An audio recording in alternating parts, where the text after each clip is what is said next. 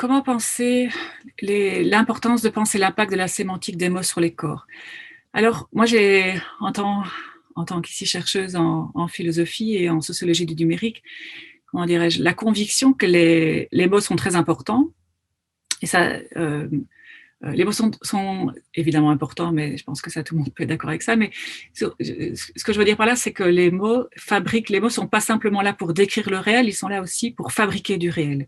Donc les mots, ils ont à la fois, ils décrivent des réalités, et donc si je prends le vocable distanciation sociale, présentiel, distanciel, gestes barrières, effectivement, ils décrivent une réalité qui est une réalité, entre guillemets, souhaitée par le politique, puisque c'est le politique qui est arrivé avec ces nouveaux vocables comme une imposition d'une discipline des corps à laquelle on doit se soumettre dans la crise du Covid-19. Donc, c'est d'abord, si vous voulez, exprimé sur c'est normatif, c'est-à-dire vous devez respecter cette distanciation sociale.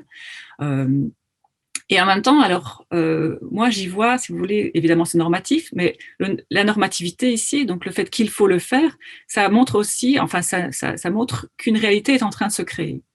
Alors, de quelle réalité est-ce qu'on parle ici? C'est quoi cette distanciation sociale? Alors, ce que je trouve absolument, je dirais, à la fois étonnant et effarant, si vous voulez, sous le régime un peu de la stupeur peut-être, c'est que ce mot distanciation sociale est traduit, enfin, c'est d'abord une traduction de l'anglais, et qu'en fait, en anglais, ça veut beaucoup plus dire distanciation physique, parce qu'en fait, dans la réalité, c'est bien d'1,50 m qu'il s'agit, et pas simplement de ne pas voir les personnes, mais en tout cas d'en être écarté d'1,50 m. Donc, il y a quelque chose de l'ordre d'une mesure physique et pas d'une mesure sociale, et qu'en fait, en français, les politiques aient choisi de le traduire comme une distanciation sociale, si vous voulez. Donc, il y a à la fois du texte et du sous-texte, d'une certaine manière.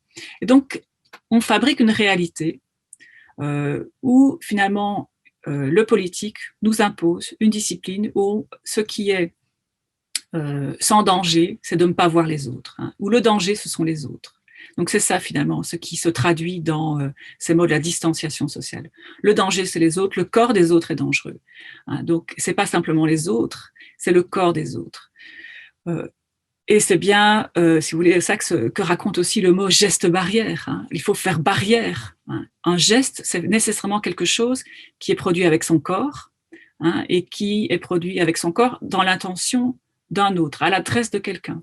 Et donc, geste barrière, c'est fabriquer justement, c'est instaurer qu'une barrière entre nos corps est nécessaire pour survivre à la crise. Donc, je pense que là, effectivement, en termes de fabrication de réel et de normativité, c'est extrêmement effrayant. C'est pour ça que je vous dis que moi, je suis sur les régimes de la stupeur quand je décompose ces deux vocables-là, parce que je me dis, est-ce que c'est grâce à cette normativité du surtout ne pas sentir le corps des autres, considérer le corps des autres comme un danger potentiel, qu'on va pouvoir se sortir de cette crise?